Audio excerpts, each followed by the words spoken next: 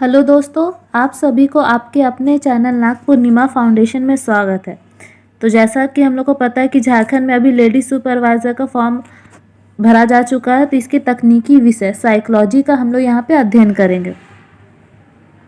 तो चलिए, साइकोलॉजी पहले क्या है इसको हम लोग समझ लेते हैं, उसके बाद इसके आगे जितने भी सिलेबस में होंगे टॉपिक्स हम लोग उसको कवर करेंगे। तो पहले हम लोग देखते हैं साइकोलॉजी आखिरकार क्या है।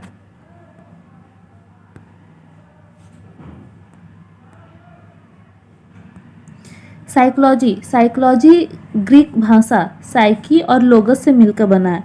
साइकी का अर्थ हो जाता है आत्मा और लोगस का अर्थ हो जाता है क्या, ज्ञान। तो इसके शाब्दिक अर्थ को अगर हम लोग देखें तो इसका अर्थ क्या हो जाएगा, साइकोलॉजी का आत्मा का अध्ययन।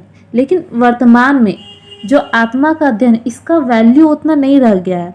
इसलिए अभी मनोविज्ञान का अगर हम लोग विषय वस्तु के बारे में देखें तो इसमें क्या हो जाएगा, जीव जिसमें मनुष्य तथा पशु दोनों शामिल है के व्यवहार और अनुभूति का अध्ययन किया जाता है। मतलब कि मनोविज्ञान में अभी मनुष्य और पशु दोनों को मिलाकर जीव कहा जाता है। तो इनके व्यवहार, इनके अनुभूति, इनकी जो भी मानसिक प्रक्रियाएं हैं, इनका अध्ययन किया जाता है। दूसरे शब्दों में हम लोग अगर देखें तो मनोविज्ञान एक ऐसा विज्ञान है जो प्राणी के व्यवहार और मानसिक प्रक्रियाओं का अध्ययन करता है। मतलब वर्तमान में जो मनोविज्ञान है इसमें प्राणी के व्यवहार और मानसिक प्रक्रियाओं का अध्ययन किया जाता है, परंतु एक्चुअल में देखें तो साइकोलॉजी का अर्थ हो जाएगा क्या, आत्मा का अध्ययन हो जाएगा। और ये जो मानसिक प्रक्रिया है इसमें क्या किया जाएगा, जैसे चिंतन, थिंकिंग, भाव, ये सारी चीज़ें किस में आ जाएगी, मानसिक प्रक्रियाएं। तो मनोविज्ञान में वर्तमान में इन्हीं का अध्ययन किया जाता है। अगर हम लोग और इसके बारे में थोड़ा सा हम लोग मनोविज्ञान के विषय में जाने तो हम लोग आगे देखते हैं। मनोविज्ञान जो है ये प्री साइंटिफिक पीरियड में पहले किसका था, दर्शन शास्त्र का एक शाखा था। इसका अर्थ ये हो गया कि पहले मनोविज्ञान को हम लोग दर्शन शास्त्र के अंतर्गत यानी कि फिलॉसफी के अंतर्गत रखते थे और उसी में इसका अध्ययन करते थे। परंतु जो विलियम वुंड, इनका पूरा नाम है विलियम मैक्समिलियन वुंड, इन्होंने 1879 में मनोविज्ञान का पहला प्रयोगशाला खोला और उसके बाद ही दर्शन शास्त्र और मनोविज्ञान दोनों अलग अलग विषय वस्तु बन गए। तो इस तरीके से हमें पता चला कि कैसे मनोविज्ञान दर्शन शास्त्र से अलग हो गया। अब हम लोग देखते हैं कि आखिरकार मनोविज्ञान के जनक कौन है।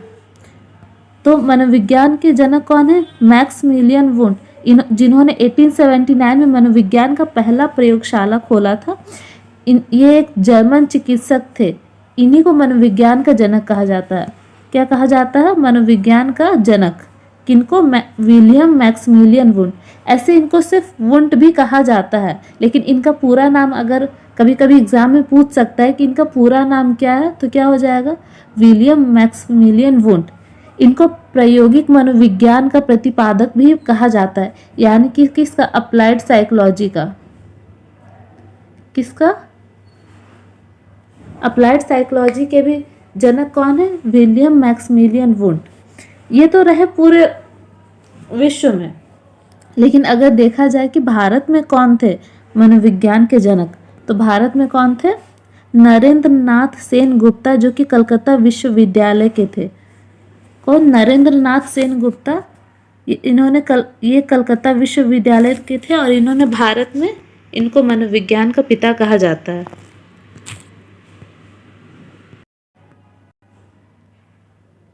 ये जो नरेंद्र नाथ सेन गुप्ता है, ये विलियम मैक्समिलियन वुंड के ही क्या है, शिष्य थे।